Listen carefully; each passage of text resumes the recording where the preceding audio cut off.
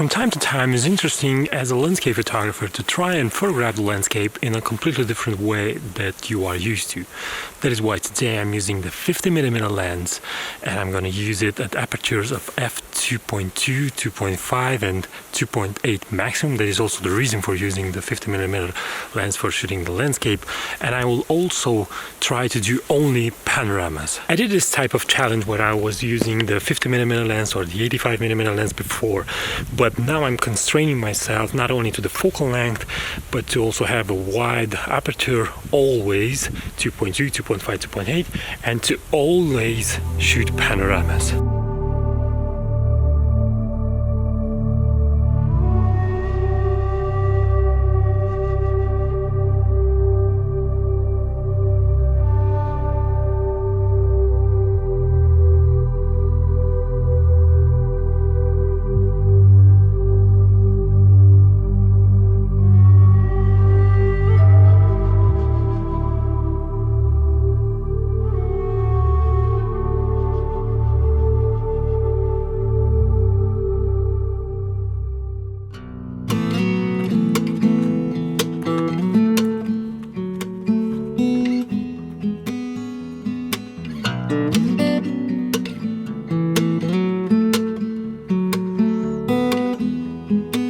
Lately I found that photographing the forest in a panoramic way gives a much more true impression of the forest.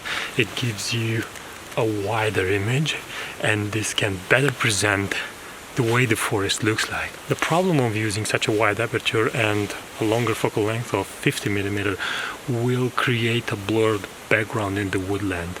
We'll have a shallow depth of field, we'll have in focus only the element that the focus point is placed on, and that is why I need to be extra careful to compose the scene in such a way that makes sense with that shallow depth of field. The most important aspect is where you place the focus on the elements that are closest to the camera, because if I place the focus in the background, then I will have big elements in blur very close to the camera, and in my opinion this doesn't look that good.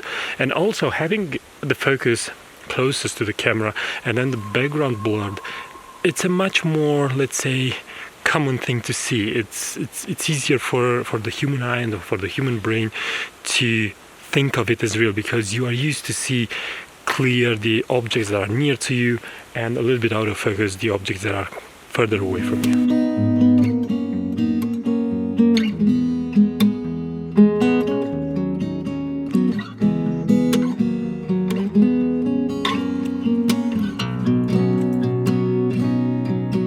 There's a really beautiful opening over here, and as you can see the trail goes that way, and I'm hoping to capture that because of the longer focal length, and the focus will be on this tree over here, and I will be slightly to one side just to have the trail on a much more diagonal direction and to have a frame much more dynamic. When I'm doing panoramas, I prefer to do a maximum of 5 photos.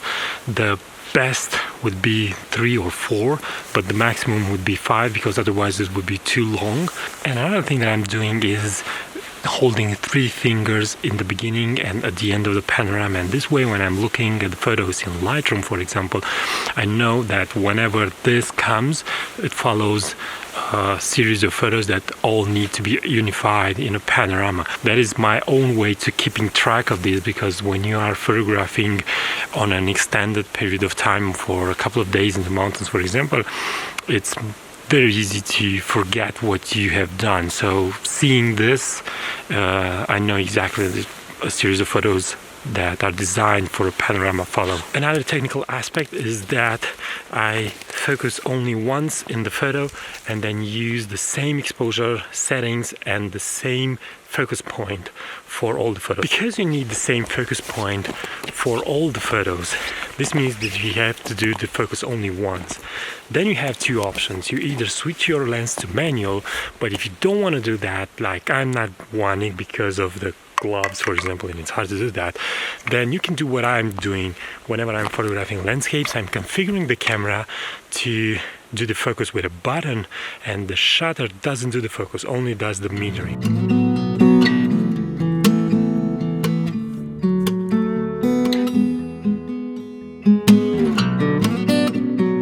The overlapping between photos, it's about 30%. I think that is enough. If you want to be 100% safe, that you can overlap about 50% of the photos, but I think 30 it's enough.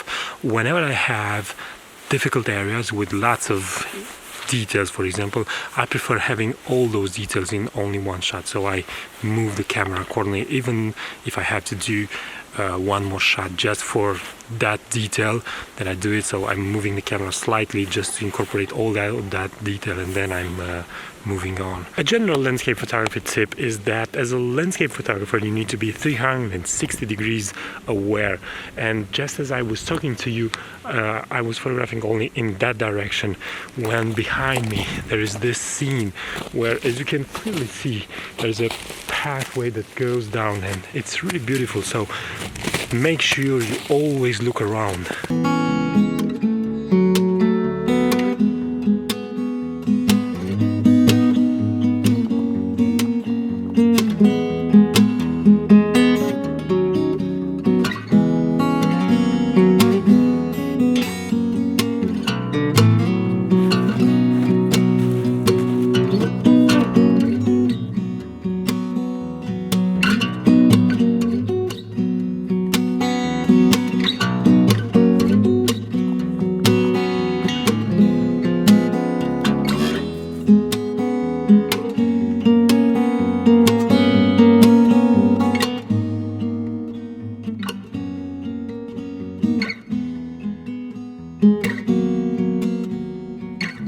That's it for today. Hope you like it. If you have any question, use the comment section below, and until next time, keep on photographing, because it's the only way to get better. Bye bye.